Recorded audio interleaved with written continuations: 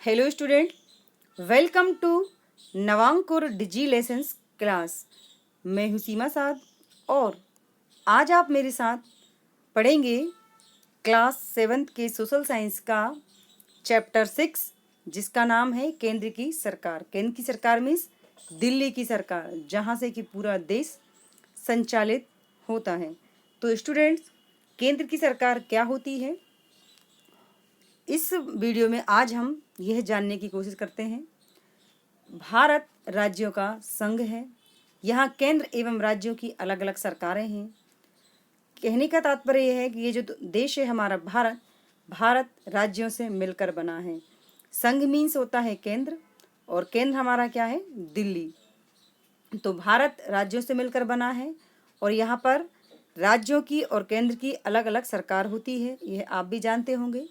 केंद्र सरकार के 3 मुख्य अंग होते हैं। पहला है व्यवस्थापिका। व्यवस्थापिका मीन्स संसद, इसे हम इंग्लिश में पार्लियामेंट भी कहते हैं। दूसरा है कार्यपालिका। कार्यपालिका मीन्स केंद्र का मंत्री परिषद, मीन्स केंद्र का मंत्रिमंडल, केंद्र के जो मंत्री होते हैं। तीसरा जो इसका अंग है वह है न्यायपालिका। न्यायपालिका मीन्स सर्वोच्च न्यायालय। सर्वोच्च न्यायालय को हम इंग्लिश में सुप्रीम कोर्ट भी कहते हैं और इसे उच्चतम न्यायालय भी कहा जाता है।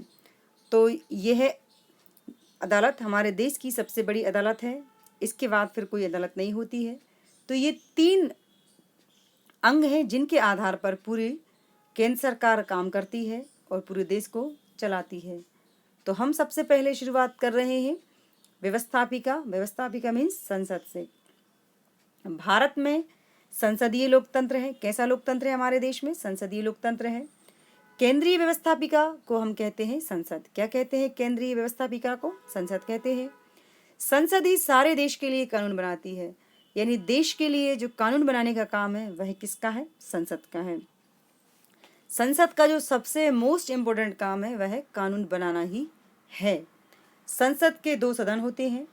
पहला है लोकसभा, दूसरा है राज्यसभा।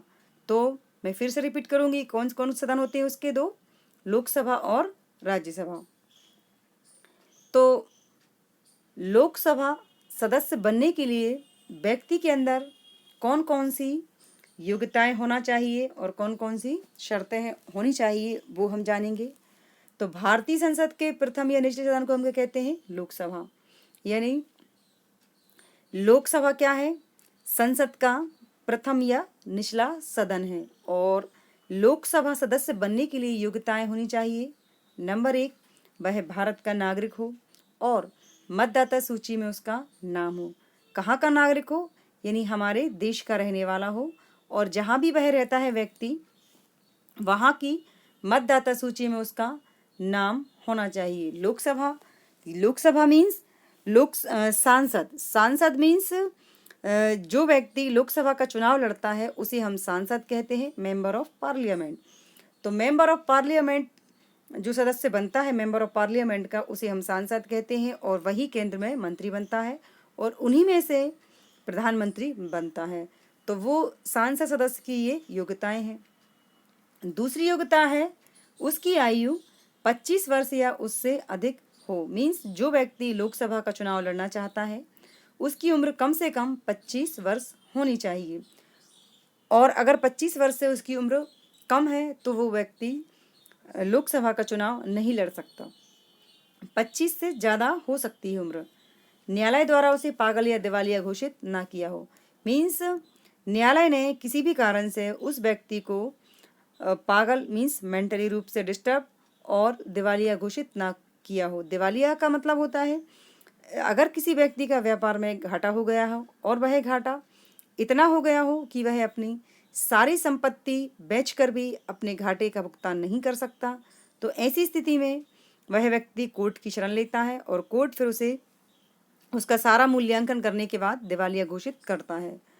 अगली उसकी शर्त है वह यह है कि शासकीय अथवा स्वायत्त शासन संस्थाओं में लाभ के पद पर कार्यरत ना हो। मीन्स जो व्यक्ति लोकसभा का चुनाव लड़ रहा है, लोकसभा सदस्य बनने के लिए खड़ा हुआ है, वह सरकारी नौकरी ना करता हो और स्वायत्त संस्थाओं में भी किसी लाभ के पद पर आसीन ना हो। इसके अलावा एक और शर्त है, वह है कि न्यायालय द्वारा उसे अयोग्य घोषित ना किया गया हो। जो व्यक्ति लोकसभा का चुनाव लड़ रहा है, वह किसी भी कारण से उसे न्यायालय ने अयोग्य घोषित ना किया हो। लोकसभा के सदस्यों का निर्वाचन वयस्क मताधिकार के आधार पर जनता के द्वारा किया जाता है। मीन्स लोकसभा का सदस्य कैसे बनते हैं, तो उसके लिए जनता उसे चुनती है। मीन्स कैसे चुनती है, जनता अपने वोटों से लोकसभा के सदस्य को चुनती है। हर 5 साल में लोकसभा के चुनाव हमारे भारत देश में होती है और जनता ही लोकसभा सदस्यों का चुनाव करती है और मतदान के द्वारा करती है। अब हम बात मतदान की कर रहे हैं, तो स्टूडेंट्स, हमारे देश में मतदान करने के लिए भी कुछ योग्यताएं निर्धारित की गई हैं भारतीय संविधान के अनुसार। उन्हें भी हम समझने की कोशिश करेंगे। किस व्यक्ति को वोट डालने का अधिकार है, यानी मतदान करने का अधिकार दिया गया है। उसकी जो पहली शर्त है वो है कि वह भारत का नागरिक हो एवं 18 वर्ष की आयु पूर्ण कर चुका हो। मीन्स जो व्यक्ति वोट डालेगा या वोट डालने का जिसके पास अधिकार है, उसके लिए पहली शर्त यही है कि वह भारत का नागरिक होना चाहिए और उसकी उम्र कम से कम 18 साल होना चाहिए, 18 साल से कम नहीं होना चाहिए, मीन्स बालिग होना चाहिए। जिस लोकसभा क्षेत्र में जहाँ पर वह मतदान करता है, वहाँ की मतदाता सूची में उसका नाम हो। मीन्स जहाँ पर व्यक्ति वोट डालता है, वहाँ की मतदाता सूची में, वोटर लिस्ट में उसका नाम होना चाहिए। थर्ड वाली जो शर्त है वो है, न्यायालय द्वारा उसे पागल या दिवालिया घोषित ना किया हो। तो पागल और दिवालिया घोषित भी उसे न्यायालय ने ना किया हो। उसकी चौथी शर्त है, किसी भी कारणवश उसे न्यायालय द्वारा मतदान से वंचित ना किया गया हो। यानी जो व्यक्ति वोट डाल रहा है या जो वोट डालना चाहता है, उसे न्यायालय ने किसी भी कारण से मतदान करने से रोका ना हो, वंचित किया हो, मीन्स रोका ना हो, उसे मतदान करने का अधिकार उसके पास होना चाहिए। इसके अलावा लोकसभा सदस्यों की संख्या कितनी है, तो यहाँ पर नोट करने वाली बात है वह है कि लोकसभा सदस्यों की संख्या 545 है। यानी हमारे देश में लोकसभा की 545 सीटें निर्धारित हैं। यदि सदन में आंग्ल भारतीय मीन्स एंग्लो इंडियन मूल के भारतीय नागरिक चुनकर ना आए, तो राष्ट्रपति उसे या उस समुदाय से निर्धारित युक्त रखने वाले 2 नागरिक को लोकसभा में सदस्य के रूप में नामांकित कर सकता है। मीन्स कहने का मतलब यह है कि हमारे देश में लोकसभा की जो सीटें हैं वो है 545। 545 में से 543 सीटों के लिए चुनाव होता है हर 5 साल में, और जो 2 से सीटें बच जाती हैं वो किसी एंग्लो इंडियन मतलब भारतीय व्यक्ति जो की भारतीय मूल का हो लेकिन अंग्रेज भी हो, तो उसके लिए निर्धारित की गई हैं। अगर ऐसे व्यक्ति ना हो तो फिर राष्ट्रपति अपनी तरफ से किसी सदस्य को उसके लिए नामांकित कर सकता है और लोकसभा का कार्यकाल 5 वर्ष का होता है।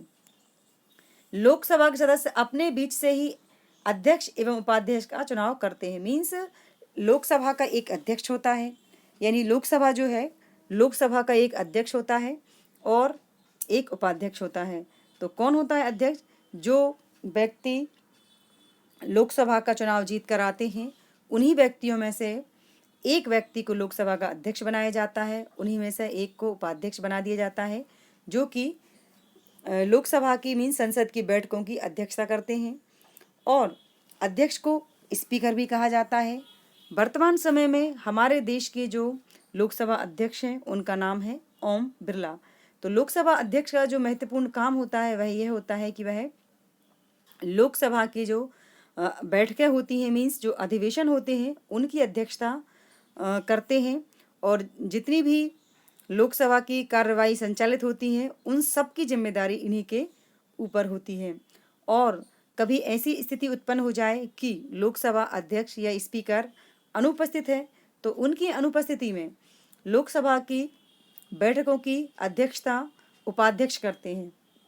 उनकी अनुपस्थिति में उपाध्यक्ष वह सारा काम संभालते हैं। अब जानेंगे कि राज्यसभा क्या होती है। मैंने आपको बताया कि संसद के 2 सदन होते हैं, एक लोकसभा और राज्यसभा। तो लोकसभा हमने जानने की कोशिश की, अब हम जानेंगे राज्यसभा क्या होती है। राज्यसभा उच्च सदन है। राज्यसभा भारतीय संसद का द्वितीय या उच्च सदन हम इसे कहते हैं। राज्यसभा में जो सीटों की संख्या है वह है 250। कितनी है? 250। यानी राज्यसभा की सीटों की संख्या 250 है और लोकसभा की मैं आपको बता चुकी हूँ 545 है। तो 250 में से 238 सदस्यों का चुनाव राज्य के जो विधायक होते हैं, विधानमंडल के सदस्य, उनके द्वारा किया जाता है। अब 250 में से 238 का चुनाव राज्य के विधायकों ने कर दिया, मीन्स विधायक मंडलों सदस्यों ने कर दिया। इसके बाद बचते हैं 12। तो 12 सदस्यों का चुनाव राष्ट्रपति के द्वारा किया जाता है। और कैसे किया जाता है? तो राष्ट्रपति जो 12 व्यक्ति राज्यसभा के लिए चुनते हैं, वो ऐसे व्यक्तियों का चुनाव करते हैं, उन व्यक्तियों ने देश के विकास में या देश के हित में कुछ ना कुछ समाज सेवा के लिए काम किया हो, जैसे कि साहित्य, कला, विज्ञान आदि के क्षेत्रों में उन्होंने अपना योगदान दिया हो। ऐसे 12 व्यक्तियों का चुनाव राष्ट्रपति चुनते हैं। और राज्यसभा का सदस्य होने के लिए कौन कौन सी योग्यताएं होनी चाहिए? तो राज्यसभा का सदस्य होने के लिए जो पहली शर्त है वह यह है कि व्यक्ति की उम्र कम से कम 30 साल होनी चाहिए। कितनी होना चाहिए? 30 साल। तो राज्यसभा का सदस्य बनने के लिए उम्र 30 साल होनी चाहिए। और इसके अलावा राज्यसभा की भी वही शर्तें हैं या वही योग्यताएं हैं जो कि लोकसभा सदस्यों के लिए होती हैं। यहाँ पर बस उम्र का ही अंतर है। लोकसभा के सदस्य बनने के लिए उम्र 25 साल है और राज्यसभा के सदस्य बनने के लिए उम्र 30 साल है। इसके अलावा राज्यसभा एक स्थायी सदन है। राज्यसभा कैसी है? राज्यसभा स्थायी सदन है जो कि कभी भंग नहीं होती है। और लोकसभा 5 साल के बाद उसका चुनाव होता है और 5 साल से पहले भी भंग हो सकती है, लेकिन राज्यसभा भंग नहीं होती है। क्यों नहीं होती है? क्योंकि ये स्थायी सदन है और इसका चुनाव जनता के द्वारा नहीं होता है। और राज्यसभा के सदस्यों का जो कार्यकाल है, मीन्स काम करने का जो समय है, वह 6 वर्ष का है। और सदन के 1/3 सदस्य जिनका कार्यकाल 6 वर्ष पूर्ण हो चुका हो, तो उनके स्थान पर नए सदस्यों का चुनाव राज्य के विधानमंडलों के द्वारा किया जाता है। और इनके अलावा यह अपने पद पर कम से कम 6 वर्ष तक रह सकते हैं। और जिन व्यक्तियों का 6 वर्ष का समय पूरा हो जाता है, उनकी जगह दूसरे व्यक्तियों को राज्यसभा में 6 वर्ष के लिए नामांकित किया जाता है, मीन्स उनको भेजा जाता है राज्यसभा सदस्य बनाकर। और उनका भी जब समय हो जाता है तो वह अपने पद से स्वयं ही हट जाते हैं। और यदि 6 वर्ष से पूर्ण भी कोई व्यक्ति राज्यसभा के सदस्य से अपना काम छोड़कर हटना चाहे, मीन्स अपना पद से त्यागपत्र देना चाहे या अपने पद से हटना चाहे, तो वह हट सकते हैं। मीन्स अपने जरूरी नहीं है कि कोई व्यक्ति 6 साल तक ही अपने पद पर उसे रहना पड़ेगा। नहीं, अगर कोई व्यक्ति 6 साल से पहले भी राज्यसभा के सदस्य के रूप में हटना चाहे तो वह हट सकता है। मतलब अपने पद से वह त्यागपत्र देकर पदमुक्त हो सकता है। अब भारत के उपराष्ट्रपति राज्यसभा के पदेन सभापति होते हैं। मीन्स राज्यसभा का जो अध्यक्ष होता है या राज्यसभा की अधिवेशनों की या बैठकों की कार्यवाही करने का जो अधिकार है वो किसके पास है? वह है उपराष्ट्रपति के पास। तो राज्यसभा के जो सभापति होते हैं वह उपराष्ट्रपति होते हैं। और राज्यसभा अपने बीच में से ही एक व्यक्ति को उपसभापति भी बनाती है। मीन्स एक व्यक्ति सभापति बनता है 250 सदस्यों में से, उनमें से ही एक व्यक्ति को उपसभापति बनाया जाता है जो कि राज्यसभा की बैठकों की कार्यवाहियों का संचालन करता है। और उपराष्ट्रपति इसके सभापति होते हैं। वर्तमान समय में हमारे देश के जो उपराष्ट्रपति हैं वह एम वेंकैया नायडू हैं और वह राज्यसभा के बैठकों की अध्यक्षता करते हैं। अब हम जानेंगे कि संसद के कार्य एवं शक्तियां क्या हैं। हम चूंकि यहाँ पर केंद्र सरकार के बारे में पढ़ रहे हैं और शुरुआत हमने संसद से की है, तो पुनः संसद के बारे में अब हम जानेंगे कि संसद के काम क्या होते हैं और उसके पास क्या क्या अधिकार होते हैं। तो स्टूडेंट्स, यहाँ पर मैंने आपको एक पिक ऊपर ऐड की है जो आपको दिख रही होगी, वो संसद की है। और संसद कहाँ पर है? ये संसद भवन दिल्ली में स्थित है, जहाँ पर जहाँ से पूरा देश चलता है। और इसी संसद भवन में लोकसभा एवं राज्यसभा की सारी बैठकें होती हैं। यहीं से पूरे देश के लिए कानून बनाया जाता है। तो शायद हो सकता है आप में से किसी ने इसको देखा होगा। अगर नहीं देखा है तो यहाँ पर आप देखें और समझने की कोशिश करें। तो संसद का सबसे महत्वपूर्ण कार्य है कानून बनाना। संसद क्या करती है? पूरे देश के लिए कानून बनाती है। और संघीय सूची के यह समस्त विषयों पर कानून बनाती है, साथ ही यह समवर्ती सूची के विषयों पर भी कानून बनाती है। इसके अलावा यह जो शेष विषय बच जाते हैं या रह जाते हैं, उन पर भी संसद कानून बनाती है। कहने का तात्पर्य यह है, संसद वैसे तो पूरे देश के लिए कानून बनाती है, लेकिन फिर भी इसके लिए कुछ विषय और संख्या निश्चित की गई है। तो संघ सूची मीन्स केंद्र की सूची, और केंद्र की सूची के 97 विषय हैं, उन पर यह काम करती है, यानी कानून बनाती है। इनके अलावा समवर्ती सूची जिसमें कि 52 विषय हैं, उन पर भी यह कानून बनाती है। और इसके अलावा जो बाकी विषय रह जाते हैं, उन पर भी संसद ही कानून बनाती है। दूसरा है इसका महत्वपूर्ण काम या अधिकार, संविधान संशोधन। तो जिसे देश के कानून ने कानून बनाने का अधिकार दिया है, उसे ही संविधान में सुधार करने का अधिकार भी दिया गया है। मीन्स हमारे देश के लिए कानून बनाने का अधिकार संसद को है, और संसद ही देश के कानून में सुधार कर सकती है। इनके अलावा और कोई कानून को ना बना सकता और ना ही उसमें सुधार कर सकता है। तो संविधान तो चूँकि आज से 26 जनवरी 1950 से ये हमारे देश में लागू है, और 26 नवंबर 1949 में ये बनकर तैयार हो गया था और इसको स्वीकृति मिल गई थी। लेकिन पिछले कई वर्षों में पूरी दुनिया में बहुत परिवर्तन हुए हैं, और हमारा देश भारत भी इससे अछूता नहीं रहा है। तो वर्तमान राष्ट्रीय आवश्यकताओं को ध्यान में रखकर संविधान निर्माताओं ने संविधान की संशोधन की आवश्यकता को महसूस करते हुए ऐसा प्रावधान हमारे देश के कानून में किया है कि जैसे जैसे समय निकलता जाएगा और अगर कानून में बदलाव की आवश्यकता लगे तो संसद उसमें परिवर्तन कर सकती है, मीन्स सुधार कर सकती है। यानी चूँकि संविधान को पहले बनाया गया था, आज़ादी के बाद 1950 से यह लागू है, और अब हम इतने वर्षों के बाद कई चीज़ों में बदलाव आए हैं, इसलिए संविधान में भी बदलाव कई बार करने पड़ते हैं। अभी तक हमारे देश के संविधान में सितंबर 2016 तक, यानी 26 जनवरी 1950 से लेकर सितंबर 2016 तक 101 संशोधन मीन्स सुधार कानून में किए गए हैं। अगर मैं आपसे और इसको क्लियर करूं तो हमारा देश का जो कानून है वह 26 जनवरी 1950 से पूरे देश में लागू है, जिसके लिए हम गणतंत्र दिवस मनाते हैं। यानी 26 जनवरी आप जानते हो कि हम 26 जनवरी क्यों मनाते हैं, क्योंकि इस दिन हमारे देश का कानून लागू हुआ था।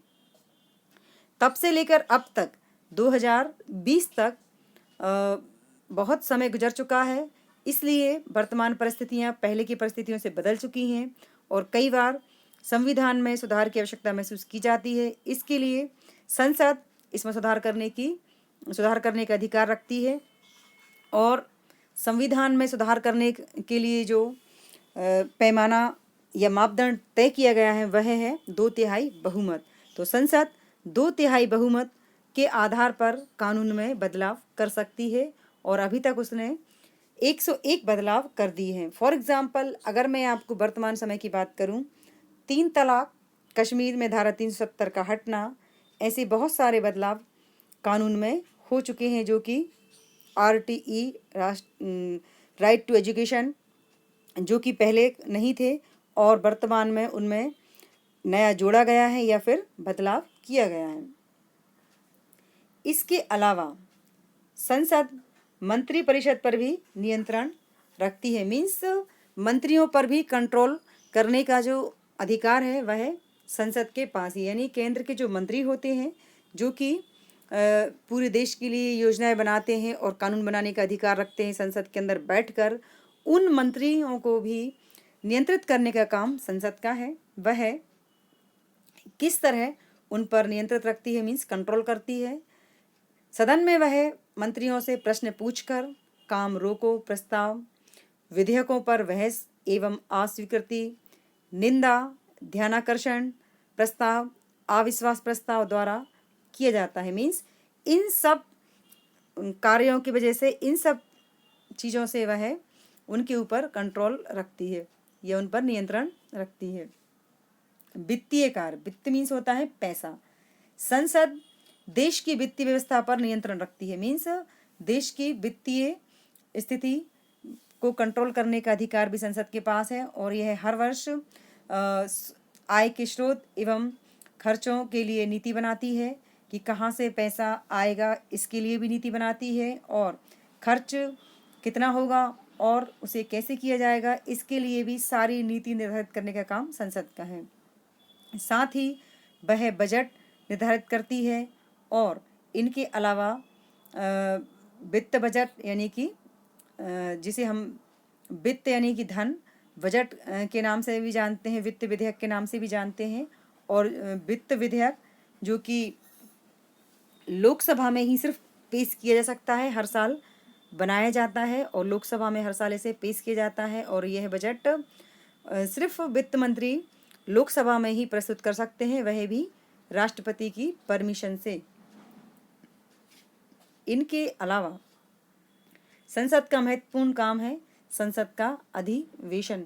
संसद के दोनों सदनों जो कि राज्यसभा और लोकसभा हैं के प्रतिवर्ष कम से कम एक साल में उसकी 2 बैठकें अवश्य होनी चाहिए। अगर नहीं होती हैं तो संसद को यह अधिकार है कि वह लोकसभा की बैठकें करवाए। तो दोनों अधिवेशनों के बीच में 6 माह से अधिक का अंतर नहीं होना चाहिए। मीन्स एक साल में कम से कम संसद की 2 बैठकें होना चाहिए और 6 महीने से ज़्यादा का अंतर इनमें नहीं होना चाहिए। राष्ट्रपति को यह अधिकार है कि वह कभी भी संसद का अधिवेशन बुला सकते हैं, मतलब कभी भी संसद की बैठकें वह करवा सकते हैं। संसद के सत्र को वह समाप्त भी कर सकते हैं। अब है लास्ट गणपूर्ति। गणपूर्ति, गण मीन्स होता है लोग, तो गणपूर्ति से आशय है कि संसद के किसी भी सदन की बैठक के लिए कम से कम कितने सदस्य होना चाहिए। मीन्स हम बात कर रहे हैं संसद के अधिवेशन की। संसद के अधिवेशन तो होना चाहिए, लेकिन उन अधिवेशनों में कम से कम सदस्य कितने होना चाहिए। तो संसद के सदस्य अधिवेशन के लिए कम से कम 10% सदस्यों की उपस्थिति अनिवार्य है। Means 1/10 means 10%। तो दोनों सदनों की बैठकों के लिए कम से कम 10% सदस्य होना अनिवार्य है। मीन्स जो संसद के सदस्य होते हैं 10% सदस्य जितनी भी संख्या है उसमें से उन बैठक में होना चाहिए। अगर 10% से कम सदस्य उपस्थित होंगे तो फिर संसद की बैठक नहीं हो सकती। मीन्स सदस्य संसद का अधिवेशन नहीं हो सकता। तो स्टूडेंट्स, इस वीडियो में हमने केंद्र सरकार की जो 3 अंग हैं, व्यवस्थापिका, संसद, लोकसभा, राज्यसभा, इनके बारे में जानने की कोशिश की थी। इसके अलावा संसद के काम क्या हैं और संसद के अधिकार क्या हैं, यह भी हमने इस वीडियो में समझने की कोशिश की थी। आशा करती हूँ आपको समझ में आए होंगे। Thanks for watching.